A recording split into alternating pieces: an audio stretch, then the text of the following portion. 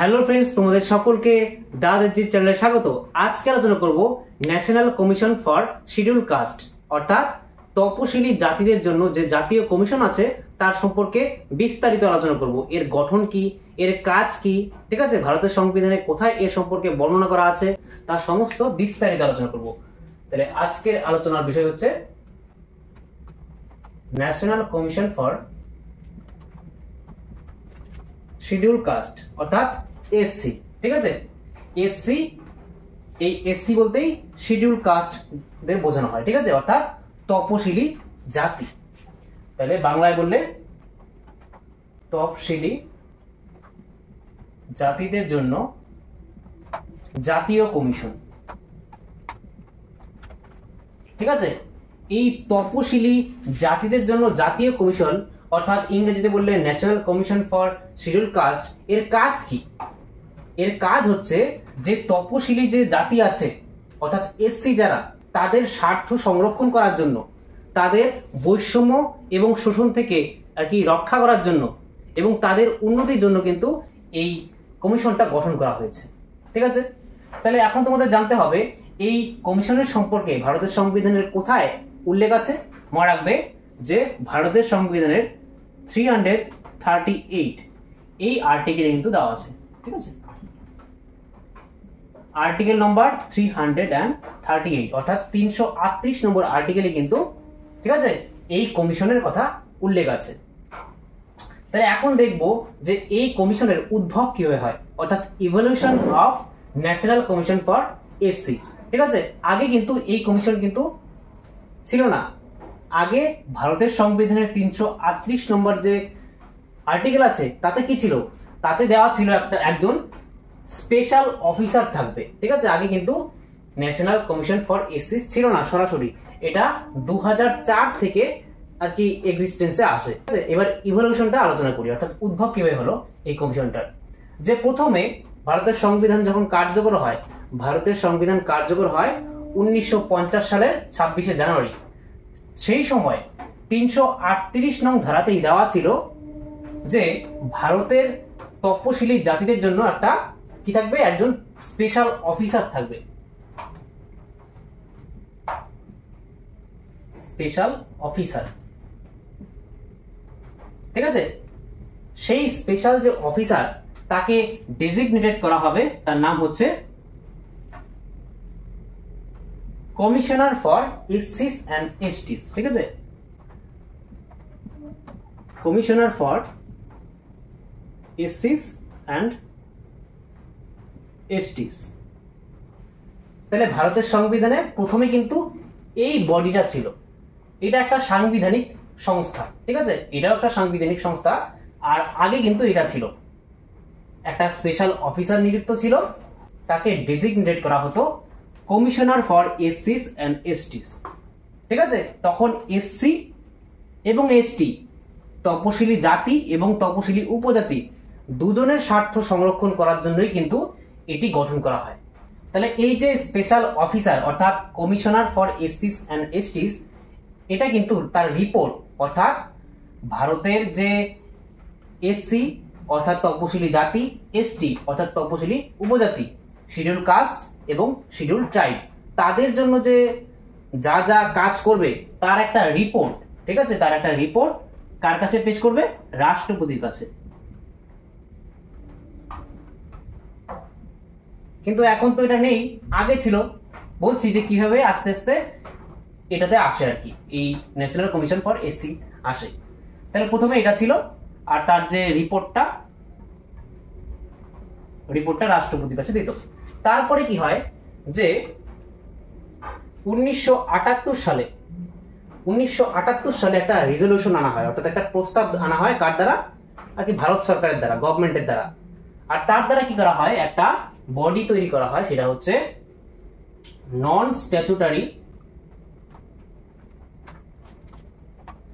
Statutory multi member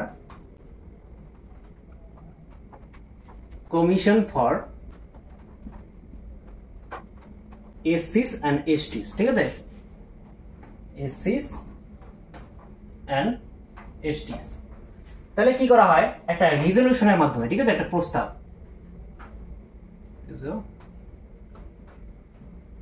ঠিক আছে, একটা রেজলিউশনের মাধ্যমে 1978 সালে গভর্নমেন্টের দ্বারা একটা non statutory multi member commission গঠন করা হয় কাদের জন্য? ফর এসসিস এন্ড এসটিস, অর্থাৎ শিডিউল কাস্ট এবং শিডিউল ট্রাইব, অর্থাৎ তপশিলি জাতি এবং তপশিলি উপজাতিদের জন্য একটা কিন্তু আরেকটা বডি তৈরি করা হয়, কিন্তু এটা ছিল নন স্ট্যাচুটরি। এবার বলবো এখানে নন স্ট্যাচুটরি বডি কি, যে একটা হয় স্ট্যাচুটরি বডি, একটা হয় নন স্ট্যাচুটরি বডি। ঠিক আছে, এখন স্ট্যাচুটরি বডি হচ্ছে সেই বডি যেটা হচ্ছে একটা অ্যাক্টের মাধ্যমে আনা হয়, যেমন পার্লামেন্টে দুটি কক্ষ, লোকসভা এবং রাজ্যসভা, সেখানে যদি কোনো একটা অ্যাক্ট পাস হয় তখন সেটা স্ট্যাচুটরি বডি হবে, যদি কোনো একটা অ্যাক্ট পাসের মাধ্যমে বডি তৈরি করা হয়। কিন্তু নন স্ট্যাচুটরি বডি অর্থাৎ এখানে কিন্তু পার্লামেন্টের কোনো কথাই আসে না, কারণ পার্লামেন্টের দ্বারা কোনো আইন প্রণীত হয়নি, এটা সরকারের দ্বারা, অর্থাৎ council of minister headed by prime minister. ঠিক আছে, প্রধানমন্ত্রী এবং তার যে কেন্দ্রীয় মন্ত্রী পরিষদ আছে তারা মিলে একটা প্রস্তাব আনে, তারা মিলে আর কি এই বডিটা তৈরি করে দেয়। এখানে লোকসভা, রাজ্যসভা অর্থাৎ আইনসভার কোনো উল্লেখ নেই। তাহলে সরকারের দ্বারা কি করা হয়, একটা রেজলিউশন আনা হয়, একটা প্রস্তাব আনা হয়, যে একটা নন স্ট্যাচুটরি অর্থাৎ কোনো পার্লামেন্টে আইন পাসের মাধ্যমে কিন্তু এই বডিটা তৈরি করা হয়নি, এটা একটা গভর্নমেন্টের দ্বারা, সরকারের দ্বারা কিন্তু আনা হয়েছিল 1978 সালে। তাহলে এই যে non statutory multi member commission for এসসিস এন্ড এসটিস গঠন করা হলো, তারপরে কি করা হয়, এই সালে 1978 সালেই এই যে এই বডিটা তার নাম চেঞ্জ করে দেওয়া হয়। কি করা হয়, যে এই বডিটার নাম চেঞ্জ করা হয়, অর্থাৎ রিনেম করা হয়। ঠিক আছে,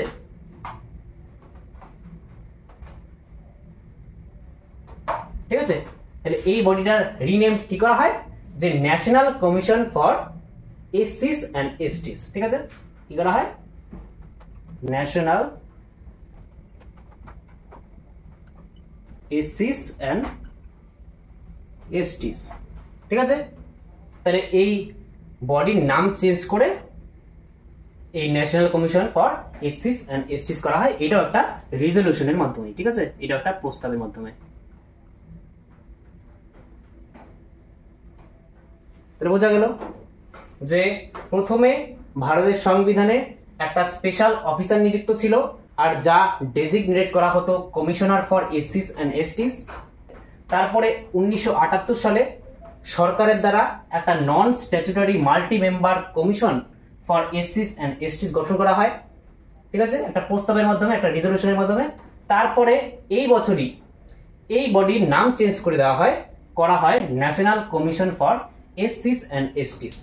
তারপরে কি হয়, যে 1990 সালে একটা অ্যামেন্ডমেন্ট হয়, সংবিধানে সংশোধন করা হয়। সেটা কোন আর্টিকেলে মনে রাখবে, যে এই যে 338 নম্বর আর্টিকেল ছিল, যেখানে এই যে কমিশনার ফর এসসিস এন্ড এসটিস ছিল, এখানে সংশোধন করা হয়।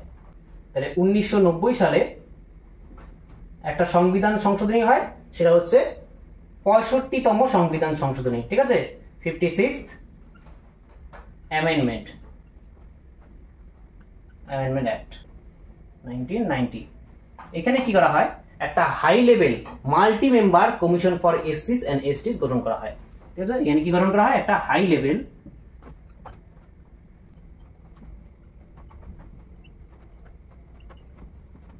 কমিশন ফর এসসিস এন্ড এসটিস গঠন করা হয়। 65তম সংবিধান সংশোধনীর মাধ্যমে 1990 সালে এই high level multi member commission for এসসিস এন্ড এসটিস গঠন করা হলো। আর তার মাধ্যমে কি করা হলো, যে আগে যে এই কমিশনার ফর এসসিস এন্ড এসটিস ছিল, এটাকে বাতিল করা হয়। ঠিক আছে, এর কোনো আর অস্তিত্ব থাকে না। এবং আরেকটা যে রেজলিউশনের মাধ্যমে যে একটা বডি তৈরি করা হয়েছিল, যার প্রথমে নাম ছিল non statutory multi member commission for এসসিস এন্ড এসটিস, তার এটাকেই আর কি রিনেম করা হয় ন্যাশনাল কমিশন ফর এসসিস এন্ড এসটিস। এটাকেও কি করা হয়, যে বাতিল করা হয়। ঠিক আছে, তাহলে এই যে দুটি বডি ছিল, এই দুটি বডিকে বাতিল করে শুধুমাত্র একটি বডি এখন আছে 1990 সালের পর থেকে, সেটা হচ্ছে 65তম সংবিধান সংশোধনের মাধ্যমে কি করা হয়, যে শুধু একটা বডি এখন থেকে আছে, সেটা হচ্ছে high level multi member commission for এসসিস এন্ড এসটিস। যেহেতু এই কমিশনার ফর এসসিস এন্ড এসটিস সংবিধানের মধ্যে উল্লেখ ছিল, তাই এই যে বডিটাকে, এটাকে বাতিল করতে গেলে কি করতে হবে, যে সংবিধানের মধ্যেই পরিবর্তন করতে হবে। তার জন্যই কিন্তু এখানে সংবিধান সংশোধন হয়, তার জন্য এটার নাম হয় 56th অ্যামেন্ডমেন্ট অ্যাক্ট, অর্থাৎ 65তম সংবিধান সংশোধনী। সংবিধান সংশোধন তখনই হবে যখন সংবিধানের মধ্যে কখনো আর কি কোনো চেঞ্জ করতে হয় যখন। তাহলে যেহেতু এই যে multi member commission for schedule caste and scheduled tribe, এটা যদি চেঞ্জ করতে হতো তাহলে সংবিধানে কোনো সংশোধন করার প্রয়োজন হতো না। যেহেতু এটাকেও পরিবর্তন করে দিল, অর্থাৎ এটাকে সংবিধান থেকে বাতিল করা হলো, তার জন্য সংবিধান সংশোধন হলো, ঠিক আছে। আর তার দ্বারা শুধুমাত্র এখন high level multi member commission for এসসিস এন্ড এসটিস থাকলো। এতটুকু বুঝতে পারলে? তারপরে তোমাদের জানতে হবে যে 2003 সালে, এটা মুছে দিচ্ছি, তাহলে এখন আর এই বডিটি নেই, শুধুমাত্র এখন কোন বডিটি আছে? শুধুমাত্র আছে হচ্ছে এই যে এটি 65তম সংবিধান সংশোধনীর মাধ্যমে যেটা করা হয়, এই যে high level multi member commission for SC and STs. এখন দেখো 2003 সালে কি হয়, যে 2003 সালে আরেকটা সংবিধান সংশোধনী হয়, সেটা হচ্ছে 89, ঠিক আছে, 89তম সংবিধান সংশোধনী হয়।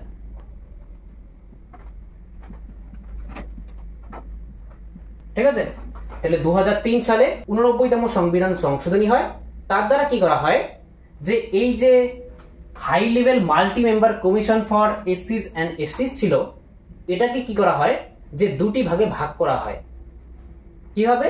যে আগে কিন্তু এসসি এবং এসটির জন্য, এসসি অর্থাৎ শিডিউল কাস্ট, এসটি অর্থাৎ শিডিউল ট্রাইব, তপশিলি জাতি এবং তপশিলি উপজাতি, তাদের জন্য একটাই কমিশন ছিল, ঠিক আছে, একটাই বডি ছিল। দেখো এটা কিন্তু এখন সংবিধানের একটা বডি, যেহেতু সংবিধানের পরিবর্তন করে এটাকে আনা হয়েছে, তার মানে 1990 সালের পর থেকে এটা কিন্তু একটা সাংবিধানিক বডি ছিল, ঠিক আছে। তারপরে আবার যেহেতু 89তম সংবিধান সংশোধন করে এই বডির জায়গায় দুটি বডি আনা হয়, সেই দুটি বডির নাম কি, অর্থাৎ দুটি কমিশন আনা হয়। একটা হচ্ছে ন্যাশনাল কমিশন ফর এসসিস এন্ড এসটিস, আরেকটা বডি আনা হয়, সেটা হচ্ছে এটা 1 নম্বর, আরেকটা হচ্ছে 2 নম্বর, ন্যাশনাল কমিশন ফর, আচ্ছা এসটি না, আলাদা করা হয় তো, এটাই হচ্ছে এসটিস, ঠিক আছে। তাহলে এখন কি করা হয়, যে দুটি কমিশন গঠন করা হয়। এখন যে বর্তমানে এই যে ন্যাশনাল কমিশন ফর এসসি পড়ছি, এটা এখান থেকে পড়ছি, অর্থাৎ 2003 সালের পর থেকে 2003 সালে অ্যামেন্ডমেন্ট হয়, আর তার দ্বারা দুটি কমিশন গঠন করা হয়, একটা এসসিদের জন্য, একটা এসটিদের জন্য। তাহলে এই যে এই এসসিদের জন্য যে কমিশনটা, তার সম্পর্কে আজকে আমরা জানছি, ঠিক আছে। তাহলে আর এই যে দুটি বডি, এই দুটি যে কমিশন, এটা কিন্তু 2004 থেকে কাজ করা শুরু করে, ঠিক আছে, কাজ করা শুরু করে, বুঝা গেল। 2003 সালে অ্যামেন্ডমেন্ট হয়, সংবিধান সংশোধন করা হয়, আর তার দ্বারা এই যে high level multi member commission for SC and STs ছিল, তাকে দুটি ভাগে ভাগ করা যায়। অর্থাৎ এই যে এই বডিটা ন্যাশনাল কমিশন ফর এসসি, এটা কোন আর্টিকেলে আছে? এটা আছে হচ্ছে 338 নম্বর আর্টিকেলে। আর এই যে ন্যাশনাল কমিশন ফর এসটিস, এটা আলাদা কমিশন করে দেওয়া হয়, আলাদা একটা বডি করে দেওয়া হয়, তার জন্য এটা আছে হচ্ছে 338 এ নম্বর আর্টিকেলে, বোঝা গেল। তাহলে 338 নম্বর আর্টিকেলের মধ্যেই ন্যাশনাল কমিশন ফর এসসি আছে, 338 আছে, কিন্তু আরেকটা আর্টিকেল বানানো হয়, সেটা হচ্ছে 338 এ। অর্থাৎ এই 2003 সালে 89তম সংবিধান সংশোধনীর মাধ্যমে আরেকটা আর্টিকেল বাড়ানো হয়, আর তার মধ্যে এই বডিটাকে, এই কমিশনটাকে কিন্তু আর কি রাখা হয়। তাহলে এইভাবেই কিন্তু আর কি সংবিধানের মধ্যে আর্টিকেলের সংখ্যা, অর্থাৎ ধারার সংখ্যা আস্তে আস্তে বাড়ছে, প্রতিনিয়ত বেড়ে যাচ্ছে। ভারতের সংবিধান যখন কার্যকর হয়, তখন মূল সংবিধানে কতগুলি ধারা ছিল বা কতগুলি আর্টিকেল ছিল? 395টি আর্টিকেল ছিল, ঠিক আছে। কিন্তু বর্তমানে কিন্তু 470টির মতো আর্টিকেল বর্তমানে আর কি ভারতের সংবিধানে রয়েছে। কিসের জন্য? যে এই যে সংবিধান সংশোধনগুলি হচ্ছে, তার মাধ্যমে নতুন নতুন আর্টিকেল যুক্ত হচ্ছে, এর দ্বারাই কিন্তু ভারতের সংবিধানে আর্টিকেলের সংখ্যা বা ধারার সংখ্যা বৃদ্ধি পাচ্ছে, ঠিক আছে। কিন্তু লাস্ট ভারতের সংবিধানের যে সবচেয়ে লাস্ট আর্টিকেল, সেটা কিন্তু 395 আছে, ঠিক আছে। 396 কোনো আর্টিকেল নেই ভারতের সংবিধানে, শুধুমাত্র এই যে 338 আছে 338A করে দিল। আবার যদি এখানের মধ্যে কোনো একটা বডিকে যুক্ত করতে হয় তাহলে 338B করে দিবে। এইভাবে এই 1 থেকে 395 এই আর্টিকেলগুলির মধ্যেই কিন্তু ABC হবে আর কি, বাড়িয়ে দিবে আর কি, 395 পার হবে না। বুঝা গেল? আশা করি তোমরা বুঝতে পেরেছো। তাহলে আজকে এই যে ন্যাশনাল কমিশন ফর এসসি তার সম্পর্কে বুঝলাম যে উদ্ভব কিভাবে হলো। এবার জানবো যে এর গঠনটা কি। ঠিক আছে, এবার এগুলো মুছে দিচ্ছি, তোমরা নোট করে রাখতে পারো। ঠিক আছে, এবার এর সম্পর্কে বলবো। ঠিক আছে, এই 338 নম্বর আর্টিকেলের মধ্যে যে ন্যাশনাল কমিশন ফর এসসি আছে আজকে এটা পড়বো। আর তার নেক্সট ক্লাসে কিন্তু আমরা ন্যাশনাল কমিশন ফর এসটিস অর্থাৎ 338A নম্বর আর্টিকেলে যেটা আছে সেটা নেক্সট ক্লাসে আমরা জানবো। ঠিক আছে, আজকে আর কি এসসিদের জন্য যে কমিশনটা সেটা দেখছি। তাহলে দেখো, এখন দেখবো যে গঠনটা কিরকম। ঠিক আছে, গঠন অর্থাৎ কম্পোজিশন। ঠিক আছে, তাহলে এখানে গঠন বলতে কম্পোজিশন ইংরেজিতে বলে। তাহলে এর গঠন এখানে কারা কারা থাকে, কতজন সদস্য থাকে? মনে রাখবে টোটাল 5 জন সদস্য থাকে। ঠিক আছে, এই কমিশনের মধ্যে টোটাল 5 জন সদস্য থাকে। সেই 5 জন কারা কারা? একজন থাকবে চেয়ারম্যান, একজন থাকবে ভাইস চেয়ারম্যান, আর 3 জন থাকবে অন্য সদস্য। ঠিক আছে, বা 3 জন সদস্য। ঠিক আছে, আর 3 জন সদস্য। তাহলে এই হয়ে গেল 5 জন। একজন চেয়ারম্যান থাকেন এই কমিশনের মধ্যে, ন্যাশনাল কমিশন ফর এসসিস, একজন ভাইস চেয়ারম্যান থাকেন, আর 3 জন অন্য সদস্য থাকে। ঠিক আছে, তাহলে এই 1 জন 2 জন আর 3 জন, টোটাল 5 জন। 5 জন এই সদস্য থাকে এই কমিশনের মধ্যে। ঠিক আছে, তাহলে এবার দেখবো যে এই যে সদস্য তাদেরকে কে নিয়োগ করেন। মনে রাখবে যে এই যে সদস্য তাদেরকে নিয়োগ করেন হচ্ছে রাষ্ট্রপতি। নিয়োগ কে করেন? রাষ্ট্রপতি। ঠিক আছে, রাষ্ট্রপতি নিয়োগ করে থাকেন। আর কার্যকাল কত বছর? মনে রাখবে যে এই যে কমিশনের সদস্য তাদের কার্যকাল হচ্ছে সাধারণত রাষ্ট্রপতি উপর নির্ভর করে, কিন্তু সাধারণত 3 বছর। ঠিক আছে, 3 বছর। তাহলে 3 বছর হচ্ছে কার্যকাল, আর রাষ্ট্রপতি কিন্তু নিয়োগ করে থাকেন এই সদস্যদের। এবার দেখবো যে এই ন্যাশনাল কমিশন ফর এসসি অর্থাৎ তপশিলি জাতিদের জন্য যে জাতীয় কমিশন আছে, এই কমিশনের কাজ কি আমি এখানে আগে লিখে দিচ্ছি, তারপরে এক এক করে সমস্ত কাজগুলি আলোচনা করবো। ঠিক আছে, যারা নতুন তারা অবশ্যই চ্যানেলটি সাবস্ক্রাইব করে রাখবো। ঠিক আছে, তাহলে দেখো যে কার্যাবলীর মধ্যে প্রথম হচ্ছে যে সংবিধানে উল্লেখিত তপশিলি জাতিদের জন্য প্রদত্ত সুরক্ষা সংক্রান্ত সমস্ত বিষয় পর্যবেক্ষণ ও তদন্ত করা।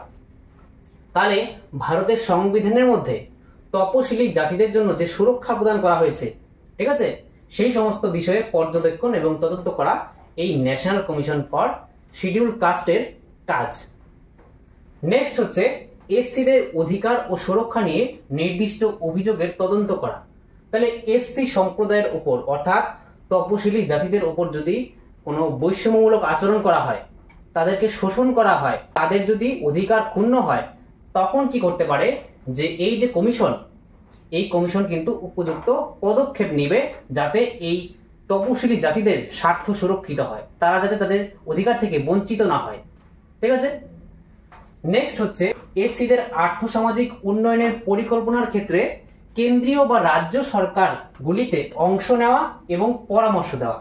তাহলে এই তপশিলি জাতির যাতে আর্থসামাজিক উন্নয়ন ঘটে সেই পরিকল্পনার জন্য কেন্দ্র সরকার এবং রাজ্য সরকারকে পরামর্শ দেওয়া যে কিভাবে কি করলে এই এসসিদের কি হবে, যে আর্থসামাজিক উন্নতি হবে। ঠিক আছে, সেই বিষয়ে পরামর্শ দেওয়া এই কমিশনের কাজ। তারপরে হচ্ছে যে এসব রক্ষা কবচ বাস্তবায়নের বিষয়ে, ঠিক আছে, রাষ্ট্রপতির কাছে বাৎসরিক বা পর্যায়ক্রমিক রিপোর্ট দেওয়া। তাহলে এই যে কমিশন, এই কমিশন কিন্তু বাৎসরিক প্রতি বছর কিন্তু একটা রিপোর্ট কিন্তু রাষ্ট্রপতির কাছে দেন যে কি কি কাজ হলো, এই এসসি অর্থাৎ তপশিলি জাতিদের জন্য কি কি কাজ করা হলো, তার সমস্ত একটা রিপোর্ট এই কমিশন তৈরি করে রাষ্ট্রপতির কাছে দেন, তাতে যাতে আর্থসামাজিক উন্নয়ন কিভাবে ঘটতে পারে তার পরামর্শও দিয়ে থাকেন।